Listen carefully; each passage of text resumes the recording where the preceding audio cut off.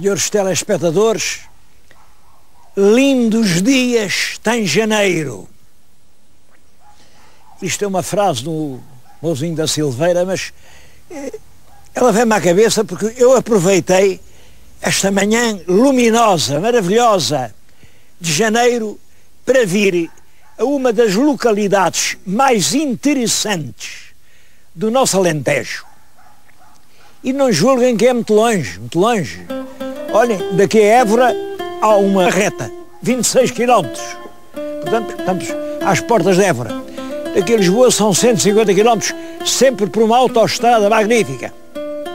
Isto, portanto, digamos, é uma terra mesmo à mão de semear. Uma terra à mão de semear, mas que ainda ninguém semeou. Ainda ninguém semeou. Eu vim começar o programa aqui num lugar que também é curioso, é o Castelo de Viana. E isto é curioso porque esta terra não é Viana do Castelo, não.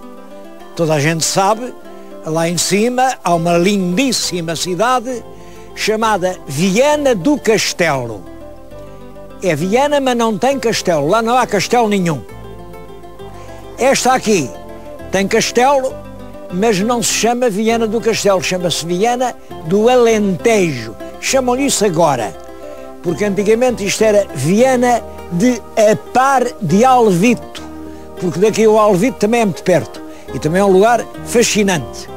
Viana sem castelo, que é que tem castelo, em contraposição com a Viana do Castelo, que é que não tem castelo nenhum. E devo dizer que me impressiona que aquela gente lá de cima tenha dado o nome de Viana do Castelo à sua terra, sem terem castelo, e num país onde as terras fortes, as terras do povo, as terras realmente municipais, eram as terras que não tinham castelo. Uma terra sem castelo era como um cão sem assaimo. Era uma terra livre, uma terra soberana, senhora de si própria. Ao passo que a terra com castelo era uma terra que tinha que obedecer ao alcaide, tinha as portas, tinha o toque do sino, tinha toda a gente lá dentro. Bom, tanto assim que a partir ali do século XIII as terras com castelo desataram a fugir do castelo, ficaram os castelos sozinhos e as terras ficaram longe. Pois no século XIX, durante a revolta da Patuleia, os homens da Patuleia foram cercar um fortim marítimo que lá havia, e o chefe do fortim não se podia defender, portanto resolveu fazer uma coisa romântica. Pegou nas chaves do fortim, meteu-se num barco e foi a Lisboa levá-las à rainha Dona Maria II. E a rainha, coitadinha, também era romântica e nem sabia se havia castelo ou não, deu à cidade um nome muito bonito, Viana do Castelo, do tal castelão que lhe levou as chaves. O castelão foi promovido, eu não sei se ele é tenente, se capitão, e a cidade toda vaidosa deixou-se chamar Viana da Foz do Lima, que era um nome lindo, e passou a chamar-se Viana do Castelo, que não tinha. Bom, mas não é de Viana da Foz do Lima que quero falar, é desta Viana que tem realmente um castelo. O castelo é muito bonito, tem 4 torres, e dentro do castelo há uma igreja. A igreja é manuelina, está agora em obras. E tudo isto está a ser restaurado e reparado pelo IPAR. É um monumento notável. Vale a pena vir a Viana para estar aqui. Aliás, é um lugar histórico. Olhem aqui nestes casarões que vêm agora aqui. Residiu o rei Dom João II, logo no início do reinado, em 1481, quando ele subiu ao trono, e foi aqui que ele acabou as cortes, aquelas cortes em que exigiu de todos os fidalgos um ato de homenagem em que os fidalgos joelhavam diante do rei, ali de joelhos, e punham as mãos diante das mãos do rei. Isto tudo, segundo o feudalismo francês. É claro que os fidalgos levaram isso muito a mal, e é nessas cortes que se vem a originar depois, enfim, a tragédia realmente da morte do Duque de Bragança. Tudo isso começa aqui. outras coisas muito importantes são aqui decididas nestas cortes de 81. Portanto, é uma terra carregada de história em Portugal. A terra é cabeça de um enorme concelho. Este concelho tem mais de 400 quilómetros quadrados e menos de 6.000 habitantes. Estes números a mim impressionam-me porque são 400 quilómetros quadrados. Não julguem que é de penedos, de serranias, de barrocais, terras secas, de areais de zero, nada disso. São 400 quilómetros quadrados de boas terras agrícolas.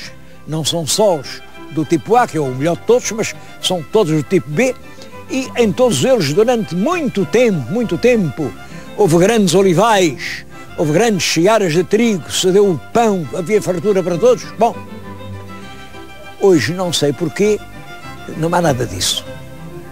Esta extensão enorme, olhem, são pastagens para o gado. Nestes 400 quilómetros há 3 vilas. Há esta vila de Viana, que é lindíssima, realmente, é lindíssima. E é de gente muito simpática, muito acolhedora. Há uma outra vila ali em cima, que é a vila de Aguiar, vamos até lá. E depois há uma vila histórica, que é a vila das Alcáçovas. Vamos dar uma volta por essas 3 vilas.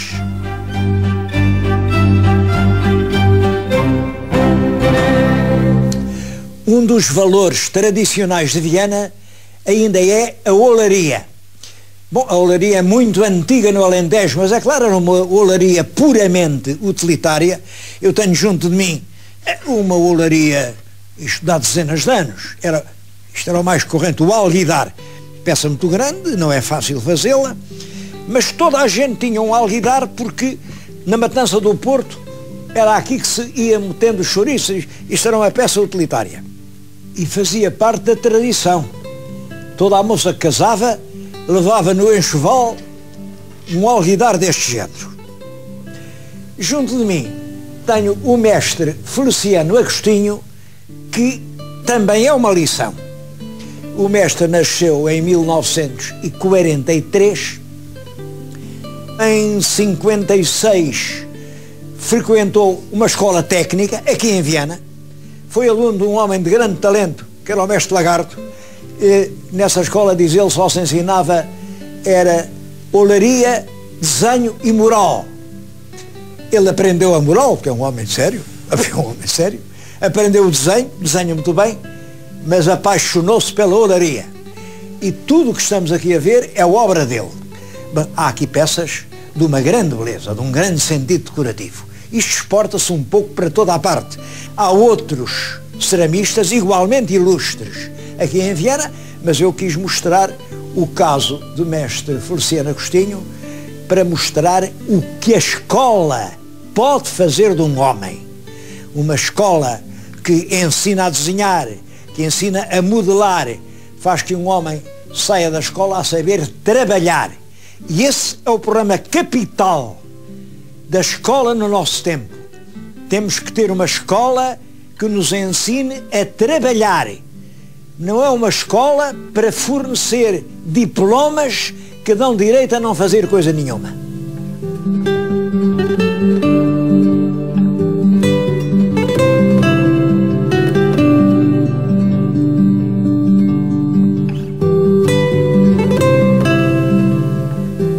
Aliás, não faltam já algumas iniciativas que, por enquanto, não são a regra, mas já são exemplos a seguir. Eu estou agora aqui na casa de um empresário que veio de Lisboa e que, encantado com a pureza, com o sabor dos produtos alentejanos, estabeleceu uma indústria. Bem, estão aqui amostras, isto é um armário de amostras, são coisas muito simples. Isto, por exemplo, é apenas vinagre com alecrim. Mas este vinagre perfumado pelo alecrim não calcula o prazer, a alegria que... Olhem, eu tenho aqui a lista dos produtos. É um doce de abóbora com uns com amêndoa, outros com nozes. É o doce da cenoura também com nozes e amêndoas, o doce da maçã, os doces da pera, a chila, o melão, doces de tomate, mas com muitas coisas combinadas, do figo, da melancia, a laranja do Algarve, que tem um...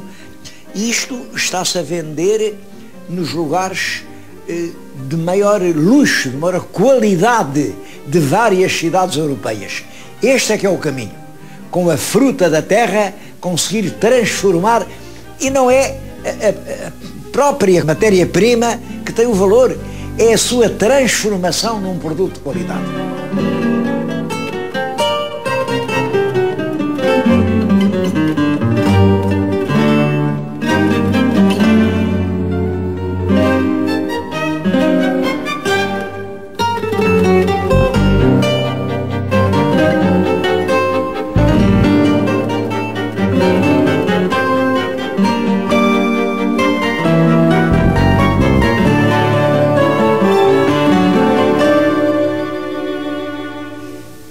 A história de Viana é muito antiga, tão antiga que ninguém sabe quando começou.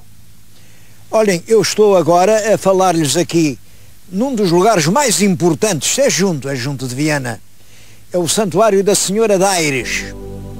Como vêem, é uma grande igreja, isto é século XVIII, tempo de João V, a opulência do ouro brasileiro, mas antes de lá estar aquilo, havia uma outra igreja, uma igreja gótica, e antes da gótica havia uma românica, e antes da românica, e quem cavar aqui, cava 1 ou 2 metros, e encontra logo mosaicos romanos. Isto era uma importante povoação romana, ficava entre Évora e Beja, e tudo isto ainda hoje continua vivo. Isto é o centro de uma devoção popular. Há milhares e milhares de devotos, de pessoas que pedem milagres, sobretudo homens rapazes que iam para a guerra e pediam a Nossa Senhora que os salvasse dos perigos da guerra. E ainda hoje existe uma curiosíssima tradição. É romaria a cavalo. A romaria a cavalo é uma espécie de procissão, sai da moita, a moita do Ribatejo, ali ao pé de Setúbal, portanto, muito longe daqui, e vem toda a gente a cavalo, ou montado num cavalo, ou em carritos, charretes, puxadas a cavalo, mas cada romeiro traz um cavalinho. Chegam a juntar-se 500 aqui. Isto é sempre no último fim de semana do mês de abril. Quem quiser assistir a uma das mais extraordinárias romarias portuguesas, e numa romaria equestre, portanto uma romaria que deve vir da Idade Média, venha aqui no último fim de semana deste abril e assista a isso. Eles vêm, demoram 3 dias no percurso, é que lá nesses 3 dias acampam, é uma verdadeira festa, até que chegam aqui. O tema tem sido aproveitado até na olaria. O que agora estão a ver é um prato e que mostra exatamente uma dessas charretes que vem a caminho da grande romaria da Senhora de Aires. Falei-lhes na Vila Romana, mas mesmo o romano aqui é moderno em comparação com o mais antigo. Vou-lhes mostrar um monumento muito mais antigo do que a ocupação romana.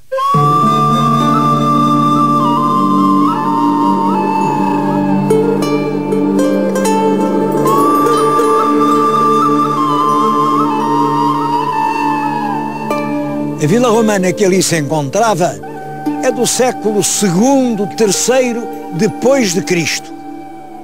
Ora bem, mais de 2000 anos antes, no segundo milénio, já estes terrenos eram aproveitados. O que estão aqui a ver é uma anta. Uma anta era um monumento megalítico, servia realmente de cripta a uma sepultura coletiva. Eu gostava de a mostrar melhor, de ir lá dentro, vêem-se as pedras, mas não posso. Não posso, e acho que estão a ver porquê.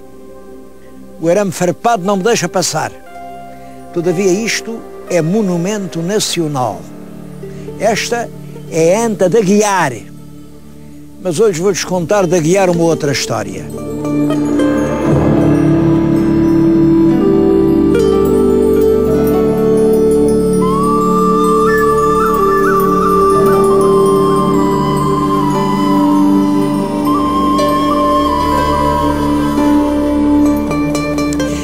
Aguiar teve Forol e por isso é vila, e conta-se uma história em Aguiar. É uma história maliciosa, e eu começo por dizer que é uma história que nunca aconteceu. Não? Ninguém se ofenda porque esta história, por mais picaresca que possa parecer, nunca foi verdade.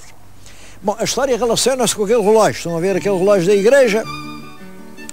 Este relógio está ali a dizer que foi inaugurado em 1950 e tal. Mas antes deste, havia um outro, tem lá dentro a maquinaria, quando apareceram os primeiros relógios, e a história que alguém contou foi esta. O padre que cá estava disse, a gente precisava de um relógio, aqui ficava bem, nesta igreja, um relógio, porque esta igreja é muito antiga, isto deve ter sido uma antiga igreja românica, ainda com o seu campanário, portanto, isto é uma coisa com centenas de anos.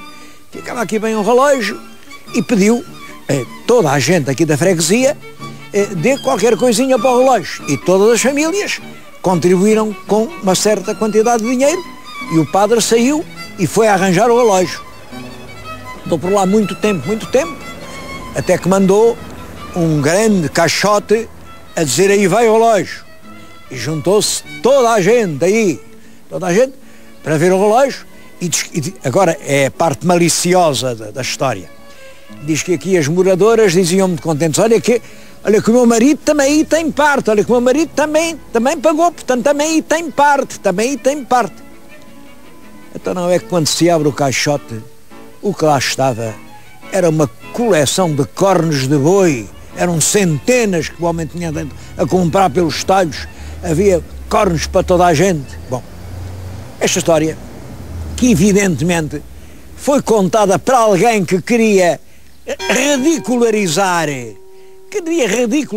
aqui esta gente honrada do Aguiar, talvez na altura em que o Aguiar deixou de pertencer ao Conselho do Alvito, passou a pertencer ao Conselho de Viana, e isso originou uma situação de tensão e de rixas, pois apesar disso a história foi acreditada. E é verdade que aqui há 100 anos, quem passasse por aqui, se encontrasse um morador, não lhe podia perguntar, olha lá que horas são, porque os velhos moradores acreditaram na história e consideravam-se ofendidos se lhe perguntassem pelas horas, porque lá perguntar pelas horas era falar em relógio, falar por relógio era, enfim, ofendê-los na sua dignidade. Eu acho muita graça, sobretudo ao facto da história tão absurda ter sido acreditada. Mas é curioso que na história de Portugal há imensas histórias que nunca aconteceram e em que toda a gente acreditou. Por exemplo, o milagre de Ourique. Então, pois a bandeira nacional conta as armas que o Nosso Senhor disse ao Dom Afonso Henriques que havia de pôr a bandeira. E ainda hoje elas lá estão na bandeira. As Cortes de Lamego. Temos a certeza de que nunca houve as tais Cortes de Lamego, pois durante séculos era o facto fundamental da tradição política da monarquia portuguesa. O regresso de Dom Sebastião. Temos a certeza que o Dom Sebastião nunca há de voltar, coitado, pois mataram-no e enterraram-no, como é que havia de voltar? Pois milhões de portugueses acreditaram no regresso de Dom Sebastião. Isto impressiona-me, então como é que os portugueses acreditam nestas coisas? Há tanta coisa que é verdade e em que ninguém acredita, e tanta coisa em que toda a gente acredita e nunca foi verdade. A terceira freguesia aqui do Conselho de Viana é a freguesia das Alcáçovas. Eu penso que as Alcáçovas têm uma importância excepcional no património artístico e histórico de Portugal. Estou, aliás, a falar-lhes justamente em frente do que resta de um palácio que tem um papel enorme. Este Palácio das Alcáçovas foi mandado construir pelo rei Dom Dinis. Dom Dinis viveu aqui, Dom Dinis e a Rainha Santa viveram aqui algum tempo. Dom Dinis gostava tanto disto que até tomou o compromisso de que nunca daria esta terra das Alcáçovas a ninguém. seria sempre uma terra real, uma terra pertencente ao rei. Estas palavras sempre, ou a palavra nunca, são palavras que comprometem muito. Eu acho que devia ser suprimida a palavra sempre e a palavra nunca, porque não há nada que não mude. Dom Dinis pensava que nunca daria. Bom, mas olhem, 200 anos depois, Dom João I já se não lembrava, se calhar nem sabia disso, e deu as alcáçovas ao seu fiel condestável Dom Nuno Álvares Pereira. É quase certo que Nuno Álvares também esteve neste palácio.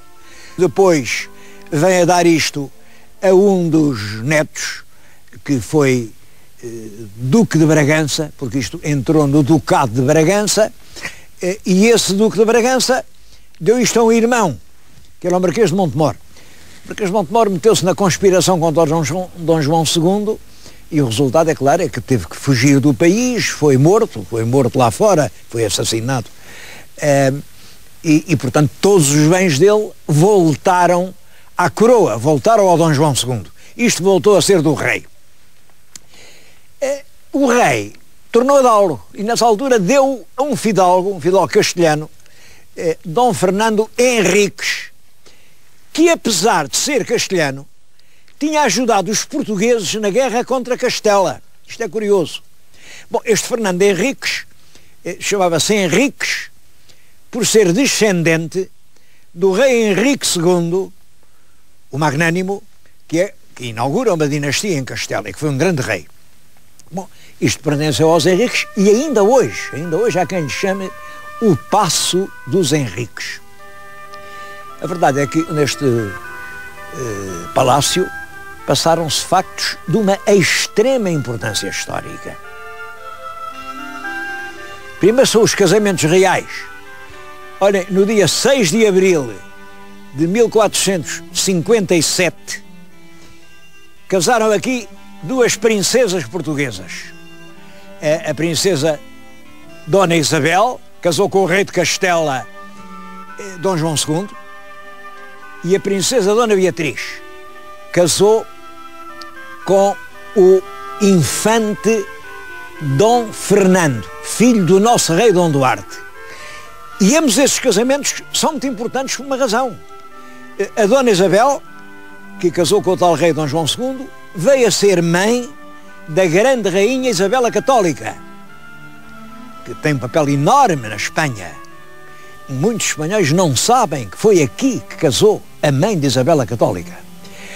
A infanta Dona Beatriz, que casou com o Dom Fernando, vem a ser mãe do rei Dom Manuel I. Dom Manuel, o Venturoso, o homem que descobriu o caminho para a Índia, o Brasil, enfim, em cujo tempo se descobriu, e que realmente é uma grande figura. Bastava esse facto para que o palácio fosse mais bem conservado. Bom, mas foi mais do que isso. Foi aqui que no ano de 1479 se fez o primeiro tratado.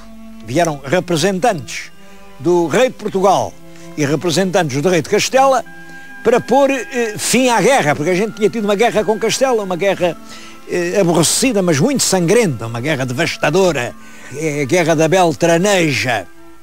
Bom, a história está nisto, é que realmente uma princesa portuguesa casada com um rei de Castela, dizia-se que tinha tido uma filha, que era a Dona Joana, mas dizia-se que ela não era filha do marido, não era filha do rei, que era filha do Dom Beltrão de la Cueva. Porque realmente o rei dizia-se que não era assim muito pessoa para ter filhos, até lhe puseram o alcunha, o impotente, se ela ser impotente, se não. O que sei é que, segundo a lei, o pai de uma criança é o marido da mãe. E essa é que era a lei. Portanto, a Dona Joana era filha dos reis, quanto a ser o pai verdadeiro. Nessa altura não havia análises de ADN, portanto ninguém podia dizer coisa nenhuma. Era tudo intriga política. Bom, mas a verdade é que vem a irmã do rei, que era a tal rainha Isabel a Católica, e disse: não, senhor, esta menina não é filha do rei. Essa menina era sobrinha do rei de Portugal. E o rei de Portugal, Dom Afonso V, disse: mas não pode ser, essa menina é a verdadeira rainha de Espanha. e entrou numa guerra por causa disso. Bom, simplesmente essa guerra correu-nos mal, houve batalhas sangrentas, morreu muita gente, e as guerras nunca resolvem coisa nenhuma, a guerra é sempre a pior solução, e acabou por se fazer a paz.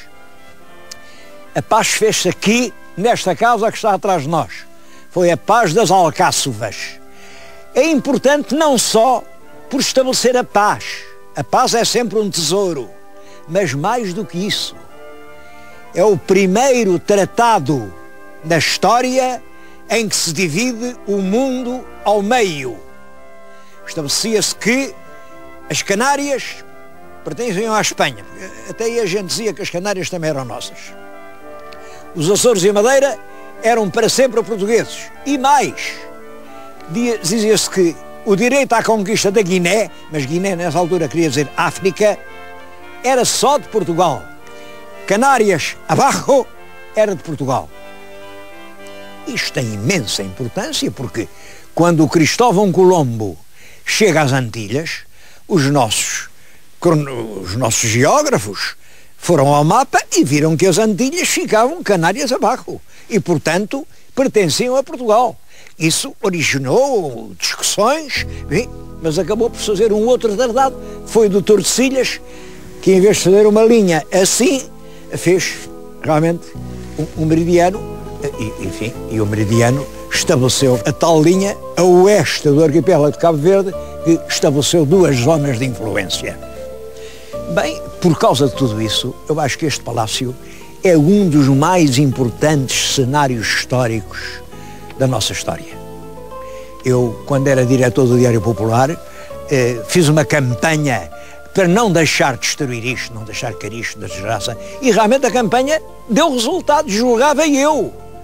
Antes que isto se estrague, fazemos uma subscrição nacional e correram portugueses de todos os lados, deram milhares de contos, eu já tinha quase o dinheiro para comprar isto para o Estado. Quando o Estado veio e disse, bom, então compramos nós. Eu fiquei muito contente, restituí os cheques a quem os tinha mandado. Simplesmente, olhem, foi mais uma decepção. O Estado comprou, mas não fez coisa nenhuma. E hoje está abandonado como sempre. Sei que é um projeto, sei que não se executa só o projeto por falta de verba. Eu compreendo os problemas da falta de verba, mas também compreendo que esta vila, esta nobre vila das Alcáçovas, este solar dos reis de Portugal, está a perder gente, está lentamente, enfim, a entrar numa penumbra de decadência, e que aqui um grande espaço histórico, ligado à história comum de Portugal e de Castela, ligado à viagem de Colombo, poder ser uma grande atração. É a segunda vez que eu estou a travar uma batalha por causa deste palácio. Oxalá que desta vez também consiga ser ouvido.